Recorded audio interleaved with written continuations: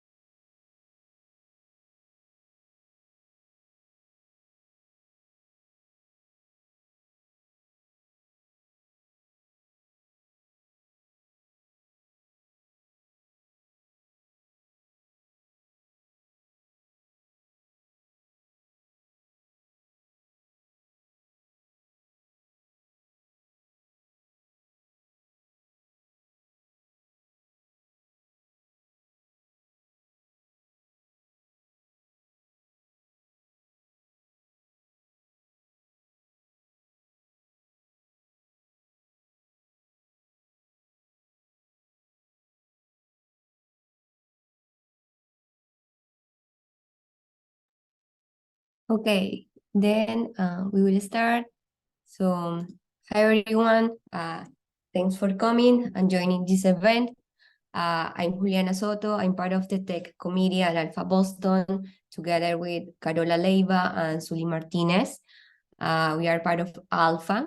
ALPFA is a national nonprofit organization dedicated to transforming the lives of Latino professionals and supporting the Latinx community here in Boston. For today's event, we have a discussion panel where successful Latinx professionals, they will share their experience and personal stories on how to overcome challenges and achieve success in the tech world. Sully Martinez will be the moderator. Please leave your questions, if you can, in the Q&A sections or in the chat. We will collect them, and at the end of the panel, we'll have the opportunity to ask the panelists and have a more interactive event. I hope you enjoy, learn, and make connections during this event. I will start to breaking the ice to share my LinkedIn profile in the chat so that whoever wants to do it can do it together with their names and the profession, or it works on tech industry or the field, so that we can have the opportunity to meet each other. Welcome again.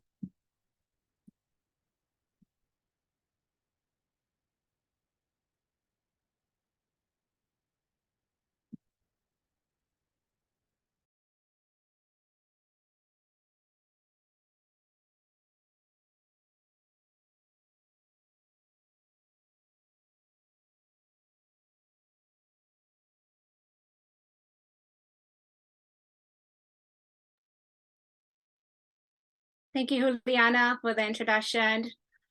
Hi, hello, everyone. I am Sully. I'll be the narrator for tonight. I'm excited to kickstart the ALPFA first tech event of the year. I hope you are excited and feel inspired by this conversation and grab some of these strategies to navigate the tech space a little bit better. But with no further ado, I would love to introduce our panelists for tonight and let them share a little bit about what they do in their current role. Paula, if you want to start introducing yourself and share a little bit what you currently do at your role. Yes, thank you, Sully. Hi, everyone, and thank you, ALPFA, for having us here today. My name is Paola Rios-Schaff. I'm currently a director of product management at an EdTech company called Elevation Education, here headquartered in Boston, which is really exciting. My career actually started very differently. I was an economics major and worked a little bit in publishing. And from there, kind of my love of languages took me and connected me in other ways to technology and what could be done online in terms of education. And I have been basically working in education technology for most of my career. I did have a stint at Wayfair, which I know is something that me and Sully have in common. I wanted, and I can talk a little bit more about that later, but that was my e-commerce journey. And now I'm very happy to be here. And having worked in technology for over 15 years, it's really nice to be able to share some of the lessons learned. Thank you, Paula, for your introduction. Now, if we can share, Carlos, you can introduce yourself and share a little bit what you currently do or your current role. Hello, my name is Carlos. I'm from Panama. Thank you guys for having me. I actually studied economics, same as Paola, so my journey didn't fully start in tech, but I graduated Boston College in 2020-21. And when I graduated, I really knew I wanted a career in tech, but I didn't study technical skills because I was like, I'm not good at math. I'm not good at coding, but I love the marketing side. So I did pick up a marketing minor upon graduation. And through my connection with friends, I ended up working at a tech company called Acquia. And now I work at Klaviyo in the partnerships team. And my role entails like bringing in new agency partnerships to Klaviyo. And for a little context, Klaviyo is a marketing automation tool that specializes in email and SMS for customer journey platform. Thank you, Carlo. Now, Lydia, can you please introduce yourself and share a little bit what you do in your role? Thank you, Sully, for that. And thank you for having me this evening. My name is Lydia. My pronouns are she and her. And I actually studied, just like everyone else in the panel, I didn't study tech. Tech is not my background. I studied in college psychology. I worked in education for about 6 years, and I couldn't find my place in education. I shadowed so many roles in the education sector, and I couldn't find myself. And at that time, I wanted to pivot into something where I was actually making a difference. And I decided to pursue a career in occupational therapy. And there's a quote that says, everything happens for a reason, and rejection is redirection, which I love, because me being rejected to that program led me to break into tech and led me into tech. A fellow Latina like myself saw my skills, saw my potential at work. She herself was pursuing cybersecurity, and she was like, listen, we need more representation, and I think you'd be such a great fit to break into tech. And that's pretty much where my journey started. It started in 2019. I decided to attend a coding bootcamp called Great Hopper, a very well-known coding bootcamp. Fast forward, I am now working at ThoughtWorks in a global consulting firm, and I'm coming up to 2 years as a software engineer now in August. Thank you for all the introductions. So we all share that we all have very different background in tech. What was your journey getting into tech? And can you share a little bit, like, how do you embrace your uniqueness to get where you are today?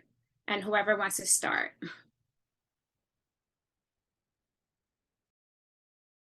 I can go ahead and... We predicted this was going to happen. Yes, Lydia, go ahead. And then Paula, you can go afterwards. I can go, Lydia, yeah, we can go reverse. We can go reverse on here.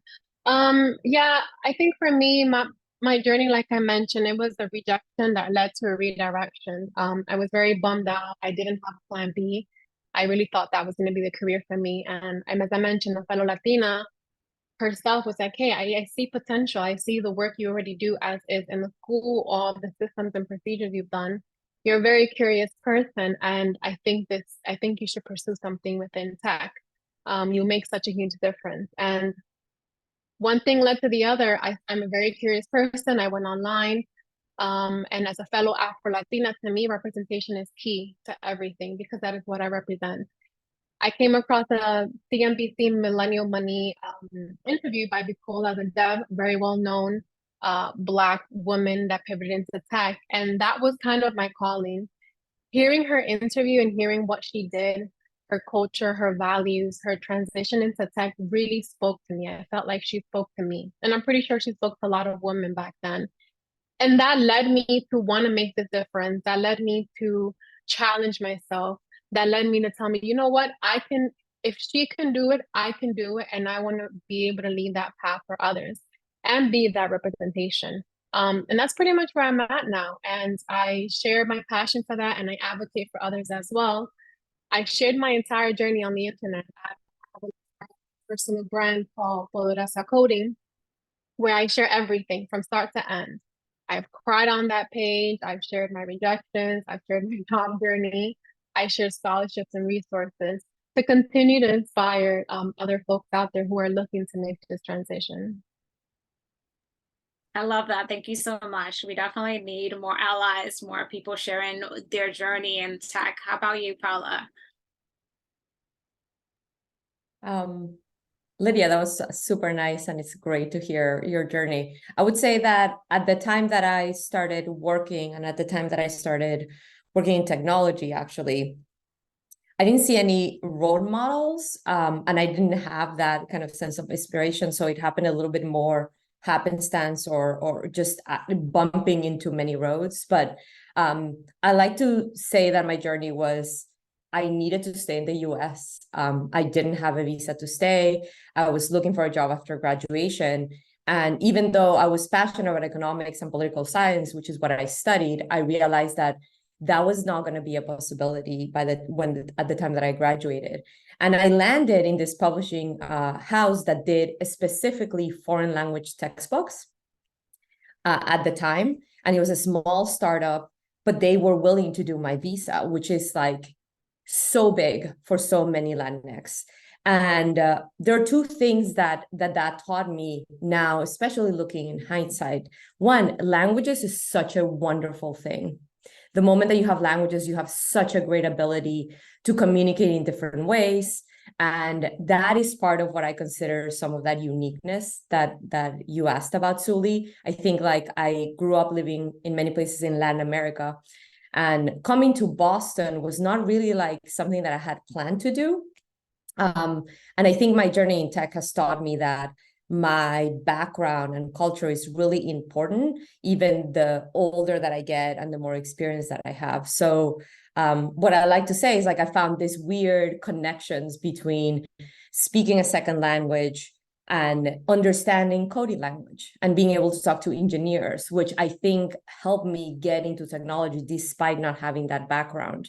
In addition, I think that I've learned to embrace a lot of my Latinidad when it comes to the next job I look for. So when I first started my career, I actually was trying to sound and be more like the role models that I had. So answer first communication, very serious. Do not use your hands by any means. Try to keep them down.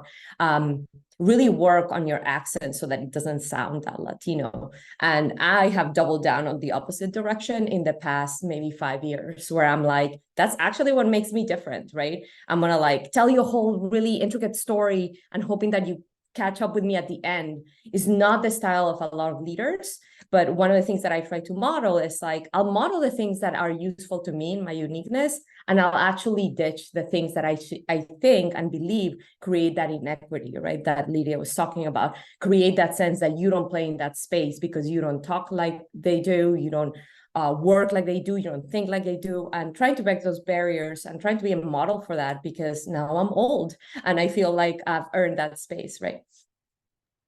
First of all, you're not old, and I appreciate you also having the conversation of like embracing the Latina in you, right? Like, because I think like a lot of folks feel like they have to change who they are in order to fit in, and I think that's like a big mistake, right? Because like bring your unique self, bring your authentic self to work, and if they don't accept you, then look someplace else. But I'm not going to change who I am. I have a strong work ethic. As long as that I am embracing that I shouldn't change who I am, right, as a Latina. But my next question is for Carlo. I know that your background was in economics and communication. How do you use those skills to transition into tech? For sure. I took a lot of classes like in digital media, some like in the history of the internet.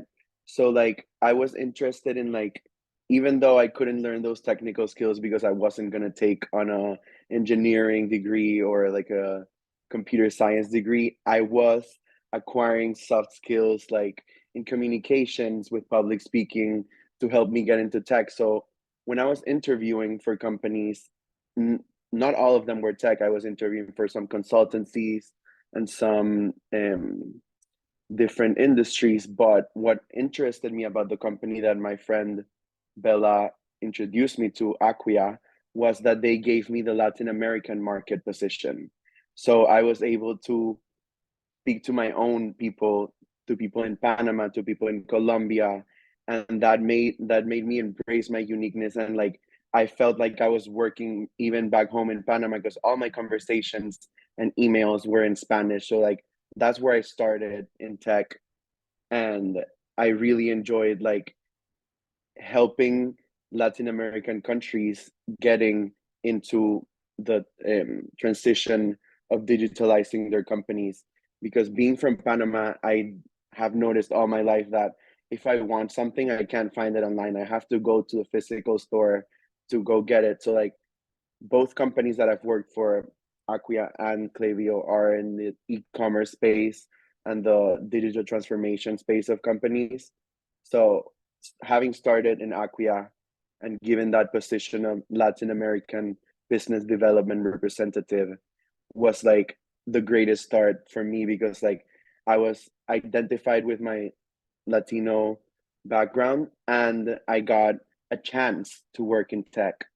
From there on, I started at Acquia working with the partnership team to get some bigger deals on with the Chilean government, with the Brazilian government, because governments do require more of like a technical RFP to be done by a partner agency on their solid ground, on their literal country. So when I transitioned into Klaviyo, I got a position in the partnership team, which is like what I love now. And just because I was talking in my interviews about the great success stories about selling to the Chilean government and to the Brazilian government with alongside with partners. So that's a little bit of my journey of how I got to partnerships at Klaviyo. Oh, thank you. That's so inspiring. Thank you for sharing, Carlo. And that kind of leads into the sequence, like the next question, Lydia. As an Afro Latina, how do you like bring your authentic self to work? Yeah, for me, it's comfortability and communicating honestly. I'm very fortunate to be in a space that's a global company that I get to work with folks from all around the world. With that being said, I get to speak with folks whose second language or first language is Spanish. And I can relate to that because I do speak Spanish myself. So being able to fluently speak to someone else in Spanish, not being afraid that, we're in an office, like I'm in the office and oh my gosh, we're speaking Spanish. Someone's gonna think like that's rude, or no, like you go into the office and you hear people speaking so many different languages and like no one's like eyeing you or like staring you down or like, like it's such a comfortable space that you can be yourself and speak your primary language, right? Because I can only imagine if you are working all day and having to speak a second language that's not yours, that moment that you're able to speak your primary language and you're like, oh, I can breathe, like someone else can speak Spanish. And yes, this is my native tongue. And that is so liberating to me. And I empower that and I embrace that all the time, for my folks who speak, my colleagues who just speak Portuguese. And I'm the only one in the room. And I'm like, no, no, no, you don't need to speak English with me. Just speak Portuguese. And I would love to hear it. Like, be comfortable and be your authentic self. So for me, it's just that comfortability, the communication, being honest, coming in and knowing like, hey, I speak another language and I'm gonna speak it. I'm gonna speak it. I'm gonna speak it with others. I'm gonna probably throw a curse here and there in Spanish, but this is who I am. I'm a proud Afro Latina and these are my roots, and embracing that with its unique self and with no filter, pretty much.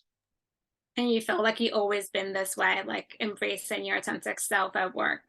or it was think- this something more recent? I think most recently, I said I worked in education, and that was 6 years, and I held a very leadership role. And in that leadership role, I had to hold certain standards. I was looked upon by faculty, students, staff, and external stakeholders. And in that position, because of that, I dressed a certain way. I wore certain things. My hair was a certain way. I always straightened it. And, during the pandemic, I really sat with my feelings, and I sat with my identity, and I figured out my identity and where I felt the most comfortable, and that was in Afro-Latina. I started to embrace my hair, my natural curl pattern, which is not something I did before. And I want to say from the 2020 during the pandemic is when I shifted and I embraced this new identity. I embraced my curl pattern, at work. I'm very specific. I'm like, I don't use headphones that go over my head because they mess with my curl pattern. So AirPods work for me. Like the Zoom background too, sometimes it like blurs out my hair. And I'm like, no, I have a whole voluminous curls here. Like, don't blur out my curls. I need them to be present because they themselves are their own identity, right? So no, it's actually been recent. And I've been very happy about that because, it's good to be in a comfortable space and to be recognized. So when a lot of folks at work see me, they know me up with my curls. So now when they don't see me with my curls, they're like, where are they? Like, where are they? That's how we recognize you, with your curls. So it feels good. It feels good to be my authentic self, to be in my, with my curls that represent my culture, my lineage, my everything, what I represent. So walking around with my curls, walking around identifying as an Afro-Latina it's me. It's me and this newfound me that I am embracing. I love that. I have curly hair, so I'm embracing that as well. Sometimes it's hard to embrace it, but I think that you show up better when you are comfortable with yourself. And I feel like people also receive that. I feel like if you just like are comfortable in your own skin, people are receptive to that and more welcoming. So I know that tech, leading the segue into a different conversation, more of the challenges that people of color, especially Latinx and people of color. I want to pose this question to Paula. What do you think is the biggest challenge in Latinx face in terms of in their path to leadership, and what advice would you recommend to overcome some of these challenges? Yeah, that's a great question, and I certainly cannot talk as an Afro-Latina. I am Latina of mixed race. But one of the things that I've observed and keep on observing in the environments that I've worked in, even when a company is global, it can be leaning to a particular type of global, right? Suli, maybe you remember this at Wayfair, there was a lot of Asian influence with the culture. So you can say, oh my God, there's a lot of races, there's a lot of mix. But when you look at the percentage of Latinos or Latinx that make up the whole organization, you realize how small that percentage is. And the higher that you go in that hierarchy, the smaller that representation is, right? So lacking those role models, I think, is a huge hurdle because you need to seek that out. And I always tell people, you need to look outside your current organization to find people that are doing the things that you want to do in other environments, to get the inspiration that Lydia just shared, to get those paths that Carlo just shared in terms of how he leaned into these environments that maybe where you are, you're like, how do I make this side move, right, into what I want to do? And the other thing that I want to go back to the cultural aspect, my parents, I'm a kind of first generation immigrant, right? So although my mom emigrated from Bolivia to marry my dad in Peru, my dad lived and worked in Peru until he emigrated when he had his family. They are very much of this idea of we emigrated not because we wanted to, but because you had to give our kids a better future, a better home. I know that a lot of Latinos, Latinx people can empathize with that, even first generation people. And the culture tells us our parents have worked so hard. We are hardworking. We need to be resilient. And we're known by that. And that can be seen as a great thing. One of the hurdles that I think we get caught up in is in working hard to the point of burnout feeling that working hard is going to result in that improvement, feeling that hard work is somehow going to magically transport you to the right role in the right place, that somebody is going to notice that. When in reality, one important thing is to really optimize your journey. And I wish I would have had somebody to tell me that when I was 26, when I was 28, when I was 32, because I love my journey in the startup that I started, and I can talk about all the accomplishments that I had there and how it gave me an opportunity to be in tech. But I know, as a matter of fact, that if I would have left early, my journey would have been faster and I would have learned a lot more quicker, right? So not being afraid to optimize that journey. You don't have to necessarily work harder. You have to work smarter. You have to lean on the things that are actually more aligned to who you are, where you want to be, and what you want to do. And doing that proactively, and that doesn't mean every day, but it means like looking back and being like, what am I accomplishing here? Is this really the path? Is something that will prevent those hurdles, because then you get stuck in a particular situation where you're burned out, or you're feeling that you have 5 years spent in a career that you really didn't want to. So I advise you all to like start looking back and questioning, am I doing the things that are leading me to the things that are coming, right? And this panel is great, but ALPFA as a community space is great for doing that, right? For reaching out to people and just asking curious questions. And that can be a way that you can really remove those obstacles and start just learning from others quickly. That was so powerful, Paula. Thank you so much, because I think that you reminded us that we tend to have this mindset that we need to overwork and to a point of burned out. And I have been super guilty of this as well. And now I'm more like, we have to strategize. How do we succeed, or how do we get to this leadership position in a more, we need to lean into our like allies, our communities. That's how, one of the ways that we can do that. So my following question, and this is for anyone who wants to answer, and talking about the challenges that we encounter, what made you, is there at any point in your journey make you question your position in tech? And if so, how do you overcome that challenge? Maybe we can raise our hands so we don't.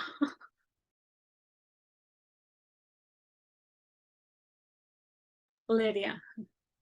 I think I came across 2 hurdles. One of them was during my coding boot camp. There's 2 phases in it. It's like junior phase and then a senior phase. And the in-between determinant of that is like a test almost. And I failed it. And I got pulled to the side from faculty, and they were like, listen, you're not really doing well. There's a possibility you may have to repeat this entire coding boot camp. And a coding boot camp is, a lot of people don't know, it's 4 months of intense training, 10 to 6, like drilling of like learning how to code. And to hear that I'm going to have to repeat 4 months, like no one wants to hear that, right? And in that moment, I questioned the journey. I was like, is this really for me? Do I have the capability to do this? Am I good enough for this? Luckily, of course, I did. I passed that. But then once I got my job, and I started actually working, which is entirely different, you know, I started to get tasked at work on things that I wasn't familiar with, and I was stuck. And in those moments where I was stuck, I was like, I don't think I really know what I'm doing. I don't think I know how to code, because I can't get over this hurdle. I can't figure this out, right? And that was just my imposter syndrome talking to me. And what I did to resolve that, I just kind of reached out to my team, and I was like, hey, y'all, like I'm working on this story and I cannot get past it. I have done X, Y, and Z before reaching out to y'all, and I cannot figure it out. And at no given point was anyone shaming me or making me feel any way. And everyone was supportive, you know, and, you know, I've been in rooms of spaces where I've been with developers who have 7, 8 years, and they can't even figure things out with me in the same space, right? And that goes to show that you never stop learning, and you also don't know everything. But again, here I am 2 years, and I continuously have these hurdles, but I remind myself that I'm worthy and I'm here in this space for a reason, and I do know what I'm doing. Want to answer this question as well? Yeah, I love that Lydia brought the theme of imposter syndrome, because when I thought about this question, that's the first thing that jumped to mind, is that the hurdles that we confront are like internal more so than external. And so I've been like a people leader since 2006. I was doing product without knowing I was doing product management for like about 2 years. Nobody called it out to me, so I didn't know, right? And I remember making that first move in the product space to another company, having worked for a really long time in the first one, and feeling like this tension of like, I don't know what I'm doing here. Like, I really don't, I cannot navigate this different industry. There's way too many more people who, how does this work? Like, and I was having like so much stress that nobody was putting on me, but like this idea that like, can I actually do this? And one of the things that I've learned since then is like, you actually learn on the job. If you join a company, work at a job for 3 to 6 months, and you feel like you have it figured out, you haven't made like a really great move. Like, you have made a parallel move maybe, but you are not really doing something new. So great for you if you're making more money. Still, that's a valid thing to do. But if you really want to learn something new, it should feel super uncomfortable. And one of the things that I've tried to transform is this idea that if I'm uncomfortable, if something feels uncomfortable and hard, it's probably building my confidence. And try to leverage that as a way to get myself pumped up, as opposed to falling the trap of like, what am I doing? This is so hard. Everybody hates me and I'm not going to be able to succeed, which is just a story that you tell yourself all the time. So one of the things that I really try to say to people when they ask me and they tell me I'm in a really bad spot in my job is like, as a people leader, I know it takes a lot to hire a person, a lot of resources. It takes more resources to fire a person. So when you're in a tough situation at work, think to yourself, okay, am I actually going to get fired here? What have I done? What is the impact and how much of that is in my head? And who should I talk to so that I can help myself kind of like climb the hole that I let myself in and support my learning in this moment? Because it would take months of you doing terrible things for somebody to actually be like, we're going to let you go. And I know that that's something easy for me to say, and it might be difficult for somebody to hear who has been laid off. And that's a different circumstance where companies have to lay off. But it's a true thing that every good manager is going to want to help you succeed in the missteps that you take. And a lot of energy goes into helping people succeed. So lean on that. There's actually the best thing that you can do is lean on that support that you're going to have instead of being fearful about it and thinking that you need to know everything. Yeah, totally agree. I think that that internal dialogue that we have is usually in our head. If we detail a lot better. Recently, imposter syndrome as a good thing, right? It's, I think what lately it's been like a bad thing, but imposter syndrome is like a reminder that we're doing something new, that we constantly being challenged. And I think it's wonderful that we are getting out of our comfort zone. So if we attach imposter syndrome as a good thing, it's like a reminder we are learning something new, being challenged. And then it's a good thing. I'm doing something good. I'm growing, right, in my career or in personal or professionally. So my next question will be for Lydia. What advice, because I don't know where is folks are tuning in, where in your journey in tech are you, but I will love for you to share some advice for someone who's looking to successfully navigate the tech journey. Yeah, I just wanted to preface out there that you will always have one imposter syndrome will exist like rent free in your head. And there's different ways that you can overcome that. I have various ways that I overcome it constantly. One thing I tell people is to create community, right? Like my Grace Hopper coding bootcamp friends. I've known these people for 3 weeks. We were in a pandemic during a coding bootcamp, shifting careers, which is very scary, while the world is literally shut down and on camera all the time, struggling together as a community. And I can tell you with like the count of my hands, these people have become my best of friends. 2 of them work with me at my company, which is a beautiful thing, right? And not only that, I've created a community of a network. If I were to tell them or reach out to any one of these people, a cohort of 30 people, I need a new job, I need a referral, they will without a doubt, vouch for me because I've created that community. I was made sure to reach out to folks. I built these relationships where I was going through this journey, right? I didn't stay quiet to myself and not talk to anyone, right? I created and built this community. And being part of, just like being part of ALPFA here, create a community, find people outside, people that relate to you, people that you can be like, well, you know what? I identify with Lydia and her journey, and I'm going to reach out to her, talk to her more, or just find other people as well who have similar journeys, right? Like build your community and rely on it heavy in moments that you need it, right? Because you're going to need that reassurance, you're going to need that help and support, and you're just going to need that camaraderie, right? Like constantly someone there knowing like, hey, I understand your struggle because I'm going through that too. You are not alone. So to me, I think key is community. Build your community. If not, go find a community and be part of it and really, really put in the work to build these relationships. Yes, you're preaching right now. And that's a perfect segue because we were going to talk about support system, leaning into your community, leaning into your allies, leaning into your friends. One of my favorite quotes is, if you want to go fast, go alone, but if you want to go far, go together. And I want to pose this question to Paula. What does the support system look like for you?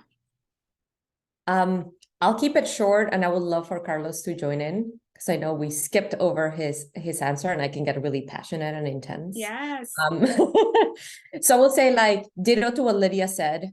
One of the things that I would urge people to do is ground on your friends. The people that will tell you when you have spinach in your teeth, but are the ones that actually cheer you on when you get a new job and know nothing about what you do. Like whenever I get like a email that I consider like super aggressive from my manager or something, I show it to my husband or my sister, and they're like, we don't know what you're reading into this. And it's like, you realize that you're in a particular headspace that is making you read negative feedback. And they're like, he's just asking you to do this one thing. And you can get out of that kind of mental model of seeing everything as like not working in a positive manner by leaning on people that are disconnected to the professional self that you have. Carlos, jump in. I also want to add to what Lydia was saying about building a community. As soon as I got to Acquia, my first job in tech, I looked around and I was like, the imposter syndrome, like, what am I doing here? I don't know anything. But as soon as I got there, I made friends with people that spoke Spanish. So right away, I was speaking Spanish in the office, being the most comfortable ever. And they actually helped me to like learn a lot about the product because they already like were there before me. And by learning a lot about the product technical skills, I could use simpler language to explain to customers in Latin America what was I selling them and how could that help them digitally transform their company. So community building is the most important, and that will help you overcome any hurdle you have. Having that community that is like similar to you, the Latino community, obviously we have very similar upbringings, and by having the same language, it's like when we're speaking English, we get tired of it, of course, by the end of the day. So if you have it in the office, friends that you can speak with in your native tongue, you feel at home and you will overcome anything you might be challenged with. Thank you, Carla, for sharing that. Yeah, I think community is key. I don't even see myself navigating these tech spaces, these challenges without having my friends, my community, my Latinos to kind of remind me of like why I'm here, right? Like, and like of my why, and reposition myself back.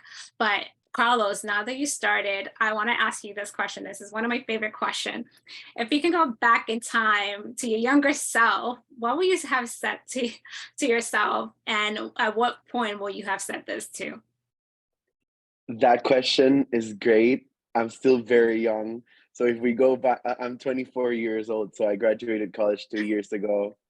I would have gone back to the start of college to pick up more community alongside starting here in Boston and more networking in tech. Because without networking and the community, it's like the community you build helps you network amongst the tech companies that there are in the world and in Boston. But I would advise myself to like go to more tech events like this, specific to Latinos, to go to job fairs, to talk to people, and like start building that community sooner rather than later, because literally that's what it is all about. And more so, I can speak to that in the partnership world.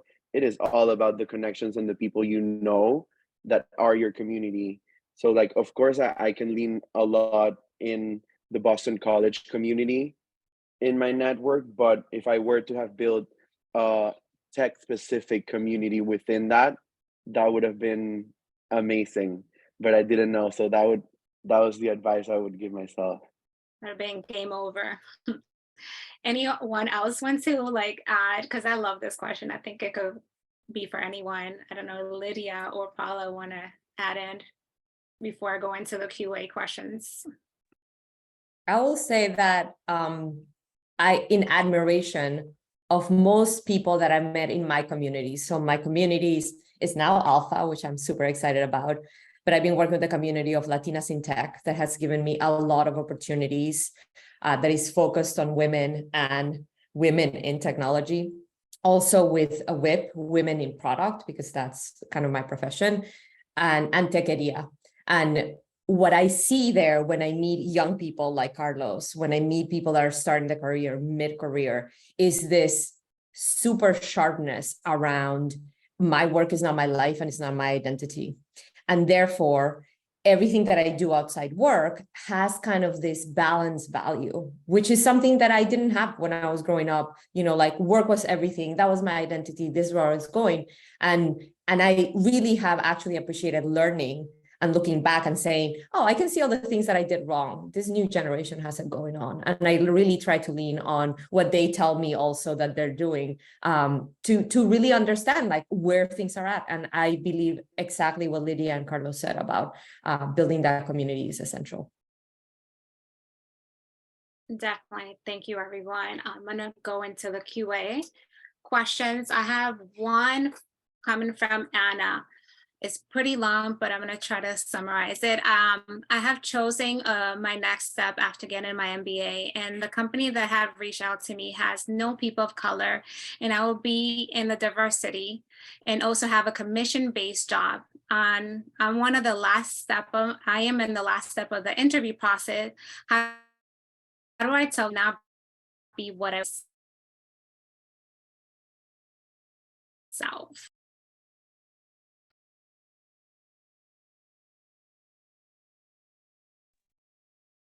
I'm going to try to paraphrase and see if I understand the question because it was long. But Anna, are you saying that you do not want to take the job, that you actually have reconciled where you want to be?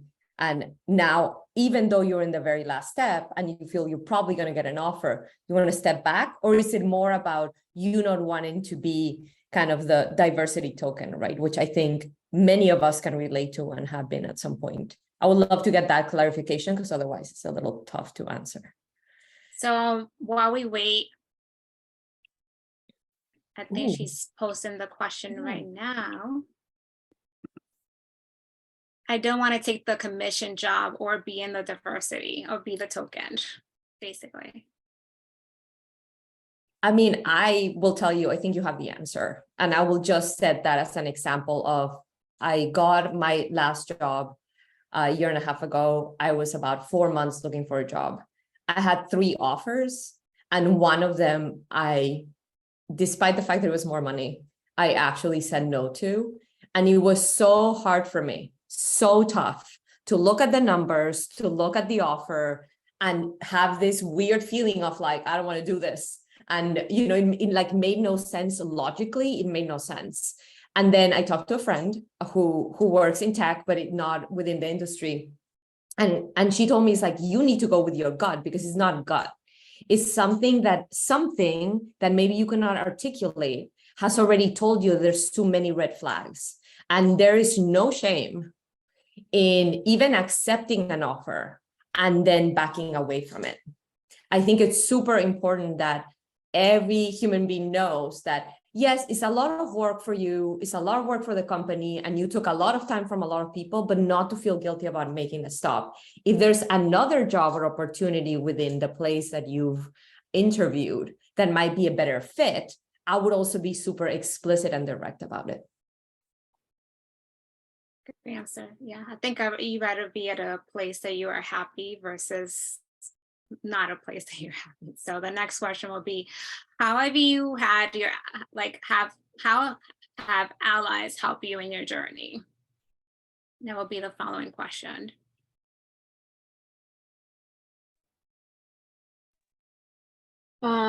I think for me, the way that allies have supported me in my journey is giving me space, and also supporting me with mentorship, supporting me with tutoring. A lot of allies are like, hey, like, take the way, take the lead. How can I help you? How can I support you? Where do you need help? This is my time. This is my availability. Like, let me know how I can be of support for you. If you're feeling some sort of uncomfortability, come talk to me. Let's like nip this in the bud. Literally just space and support they have given me. Giving me that safe space, one, and two, the support that they know that I need. And if not, like, hey, I'll be your landline. Like, whenever you need support, call me, reach out to me. Here's my availability. I am at your disposal. This is how I can be of support, right? Because a lot of folks are like, yeah, if you need me, you can help me. But no, some folks and allies are very intentional, and they're like, listen, this is my availability. You can call me, reach out to me at any given time. These are the areas that I can support you in, and do not be afraid to reach out to me because I want to be able to help you. So yeah, that's where I've seen allies showing up. Can we talk about like how we can identify some allies? Maybe that could be helpful. That's Um, Go ahead, Lydia. In terms of how the ally identifies as themselves? Yes, either at your work or in the community, how you are able to identify that this could be an ally and this could be part of your tribe.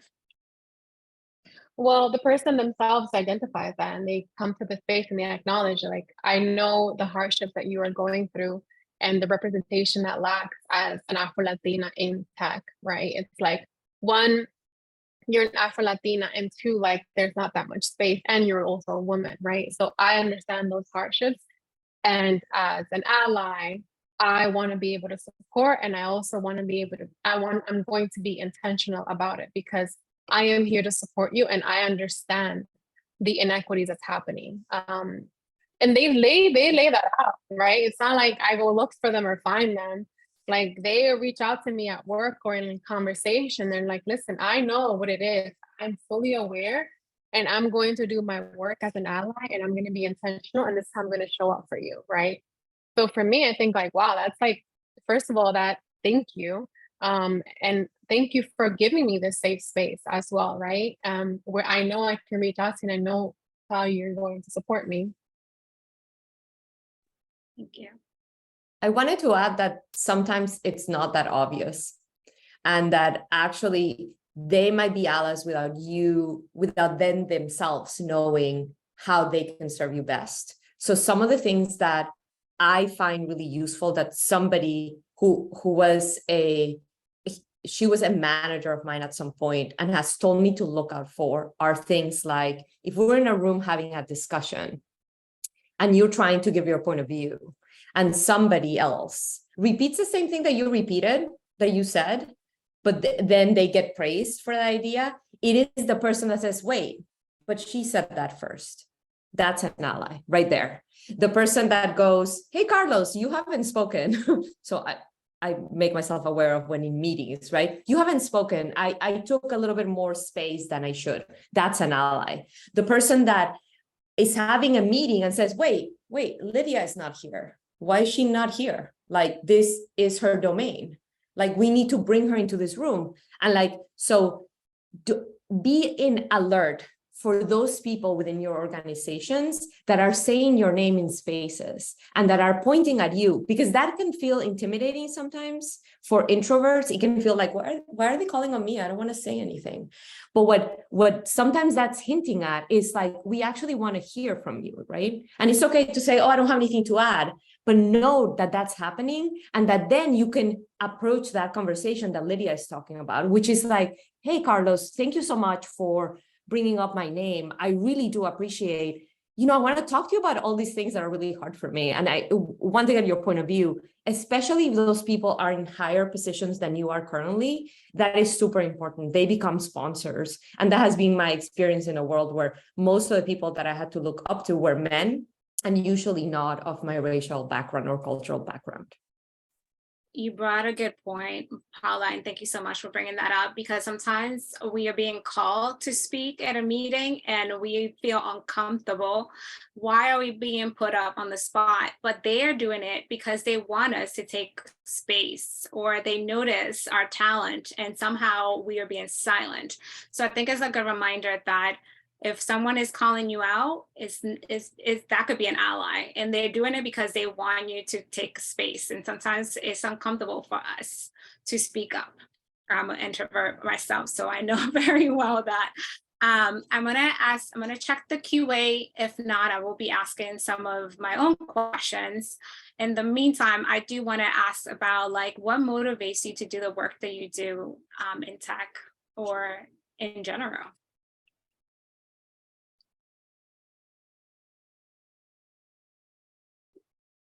No QA question at the moment, but anyone wants to jump in, or we could talk about our failures in tech. Sorry. There is a question on the chat about salary that maybe we can jump to next, Suli. So maybe you can look at that. I will answer the question that you just said. I think all of this is like super important to talk about. I wanted to answer the question of the salary because I think it's like a clear answer. Which is like, what happens in an application when they ask you to put your minimum salary requirement? The answer is put nothing or put 0. In Massachusetts, it is illegal for them to ask you how much you're making, but the way that they get around it is by asking you these other questions around what is the minimum requirement. That does not mean that you get away with putting nothing or putting like a crazy number, right? I always say like, go to 0, have them ask you. But by the time that they ask you in person, which will happen usually in the first call, you need to be prepared with the research of what that role and that title within the industry at the level is kind of looking for. And be ready to say back as a question, what is the range for this role? I would feel more comfortable if you tell me, and make sure that you never say how much you're making. So I just wanted to jump in. Sorry, I was distracted because I looked at that question and it triggered me, because that's something that I didn't know for a long time. And it's wonderful to know that it's actually illegal for them to ask you. If you give it up, though, it's not. So it's super important. We have another one. What are the top certification you see in the future of tech and data science for new grads? I don't know if anyone have the answer for this.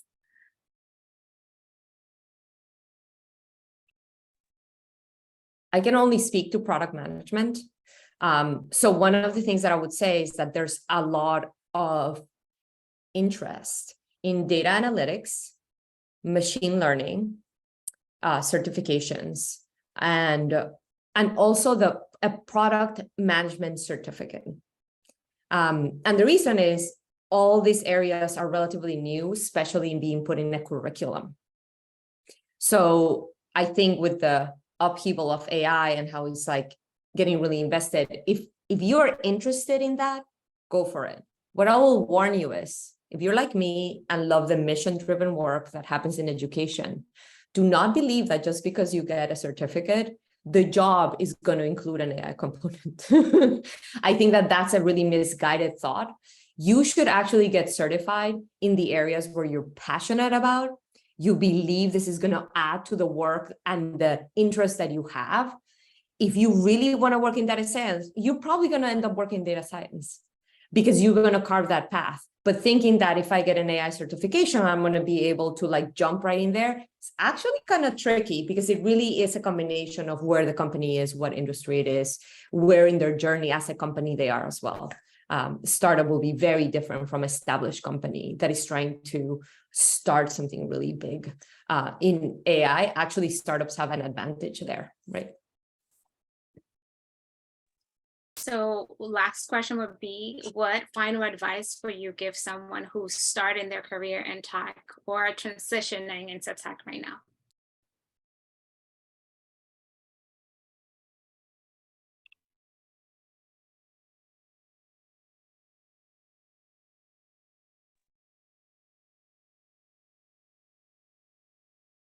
Carlos, I'm gonna call people out now. Well, I didn't start a career with the technical skills, but once you start a career, talk to everyone in the company and learn those technical skills from them. Product experts, engineers, always ask them what they're working on to be aware of the technical side of the product and not only the sales part that I am involved in. So again, build your community, ask them what they're working on, and that will help you dive into different areas of the company, different verticals, and always raise your hand and get yourself involved in any project that you can. Yeah, tap into your community, ask questions. They are there, and know that you belong in tech wherever it is. I want to thank again the panelists. This was an awesome conversation. I hope that everyone leave here inspired and grab some strategy to navigate the tech a little bit better. But I want to thank all of you again, and this will be the end of our first Tech Alpha event of the year. Thank you again. Thank you, Sully. Suli, and the rest of the panel. Same, connect with us. Yes, Thank you please so much for feel free having to me. connect. Thank you.